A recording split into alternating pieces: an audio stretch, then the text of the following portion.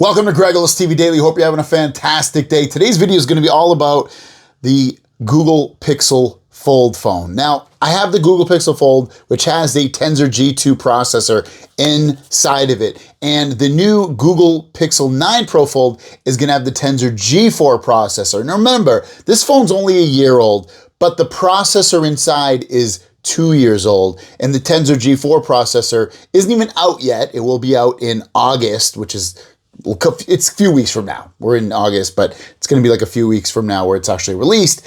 And that's, again, going to be a 2-year-old newer processor. And I put a tweet out detailing some Geekbench benchmarks on here of the Google Pixel 9 Pro Fold versus the Google Pixel Fold.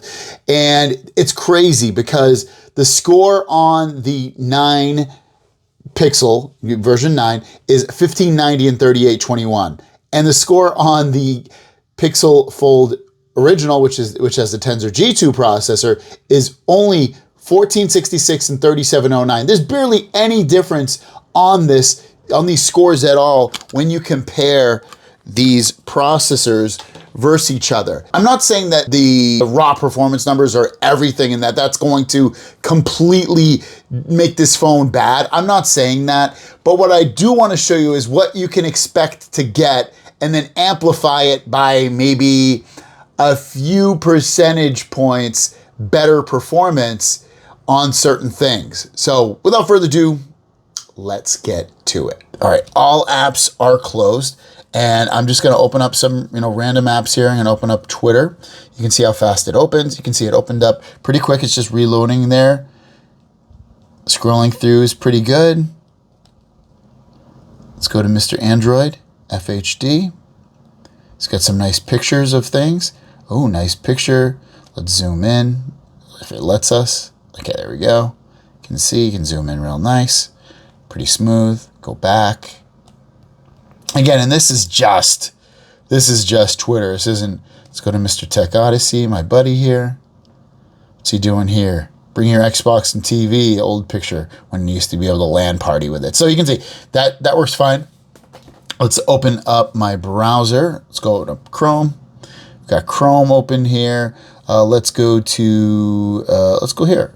Google's Pixel strategy is officially a mess, but I know how to fix it. Oh, I'm glad he knows how to fix it. So, just doing these basic tasks are great. They work great. No problems at all. Look at that. Let's click on a picture. So you don't really see a lot of jagged edges. Swiping home goes really, really fast. That looks great. Let's go into a little multitasking here. So we have a couple apps open. So we'll go with this one first. Oh, can you not do that one? We'll do it from here. We'll open an app from here. So we'll go Chrome, press and hold it. Oh, is it going to do it? No, it's not going to do it. Okay, we'll just tap Chrome, bring this up. All right, let's bring an app over here. Let's bring in the Chrome. We'll do the Play Store. All right, we got 2 apps open here just to show you. I'll do a, let me do YouTube. I'll do YouTube. That way it's something that's a little bit more consumable in terms of the power and all that. And I'll turn the volume down so you don't have to listen to me talk on here. Go to Gregolas TV. We'll play my newest video where I'm just talking. Make sure it's playing at 4K. Advanced. There we go. 2160 it's playing at. And we'll scroll this website. We'll go to the main page of Android Police. Read this article. So all that looks good. It's not slowing down at all. And the reason I'm showing you this is like, well, okay, big deal.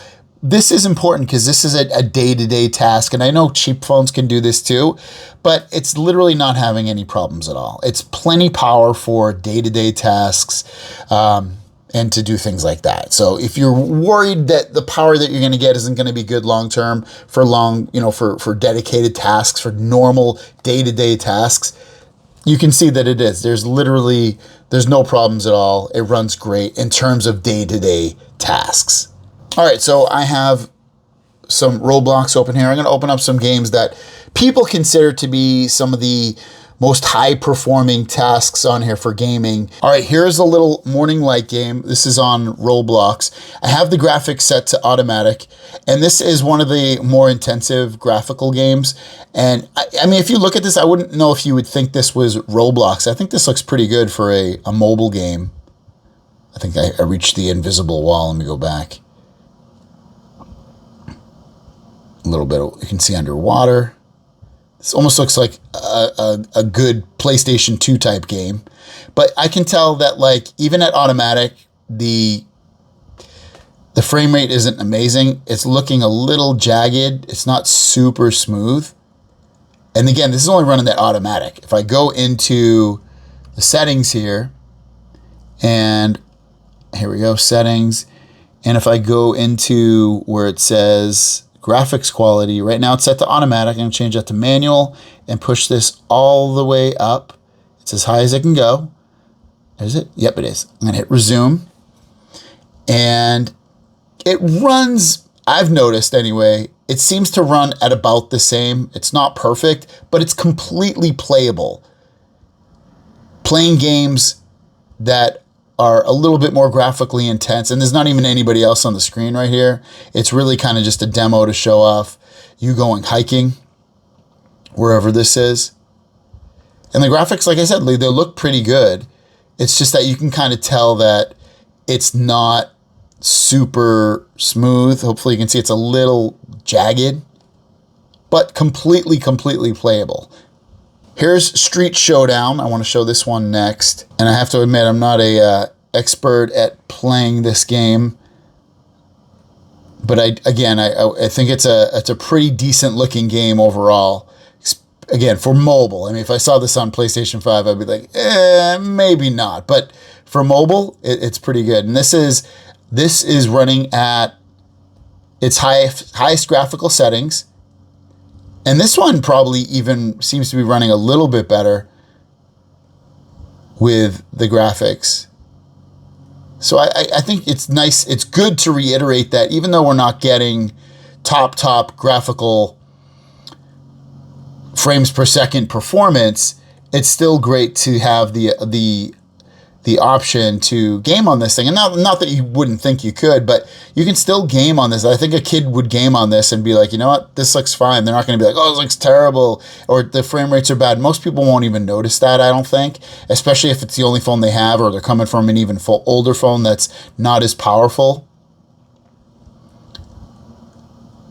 Absolutely nothing wrong with this. This looks, again, pretty good. And racing games generally do offer good frames per second and have good graphics. So as you can see, the Google Pixel Fold can run a lot of things really well. It's still a fast phone, just like I would expect the Google Pixel 9 Pro Fold, which have the Tensor G4 processor and a couple percentage points better performance to be as well. I don't think we're going to see marked differences like we would have with, say, something like a Snapdragon 8 Gen 1 versus an 8 Gen 3. Like, that's a huge gap. Huge gap. You're not going to see those kinds of gaps right now with the Tensor G2, 3, or 4. They're all basically the same depending upon the test and how heated up the phone is and everything in between. But with Snapdragon processors, there's huge differences. Even with, you know, certain generations of the Apple processor, you know, the A12 to the A16 or whatever, you're going to see big jumps and leaps in terms of performance differences. So you're still going to get a fast phone that can compete with medium to high gaming settings, a phone that can run basically any task really well. It's just going to age really bad as apps and games and things become more heavy with needing processing power. They're just not going to keep up. Now I think they really need to do something with these Pixel processors, these Tensor processors, in terms of adding some more horsepower in there. And I will probably see it next year, reportedly, when they switch over from Samsung making their processors over to, I believe it's TSMC, and they're supposed to be they're going to be smaller and more efficient. So we'll probably see some more improvements with that. But, you know, Tensor G234, G2, G3, and G4, we're just not seeing it. Let me know your thoughts on this. Have a great day. We'll see you down the road. Peace.